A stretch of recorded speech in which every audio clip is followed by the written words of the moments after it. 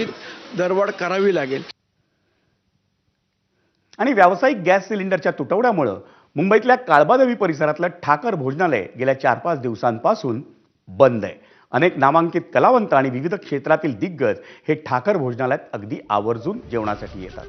खरं तर ठाकर भोजनालय कालपासून पुन्हा सुरू होण्याची अपेक्षा होती, पण गॅस सिलेंडरचा पुरवठा अजूनही सुरळीत न झाल्यानं या भोजनालयाचे दरवाजे उघडलेले नाहीत। कळत आमचा प्रतिनिधी ईशान देशमुखनं घेतलेला आढावा।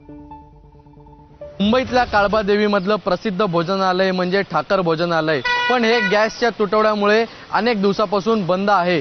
सध्या आपण बघू शकतो की हे भोजनालय हे प्रसिद्ध आहे। अनेक इकडे विविध क्षेत्रामधून मान्यवर हे या भोजनालयामध्ये जेवायला येत असतात। त्यासोबत कलाकार देखील मोठ्या प्रमाणावरती या भोजनालयामध्ये येत असतात, पण गॅसच्या तुटवड्यामुळे कुठेतरी आता हे भोजनालय हे बंद झालं आहे। क्या बताओगे, ये बंद है, क्यों बंद है? गैस के प्रॉब्लम से गैस नहीं आ रहा आगे से, इसलिए बंद है।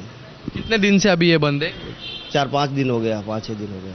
आपण बघू शकतो की आज हे उघडणार होतं, पण अजून देखील गॅस सुरळीतरित्या या भोजनालयापाशी आलं नाहीये। त्यामुळे कुठेतरी हे भोजनालय सुरू होण्यामध्ये कुठेतरी एक अडचण येत आहे।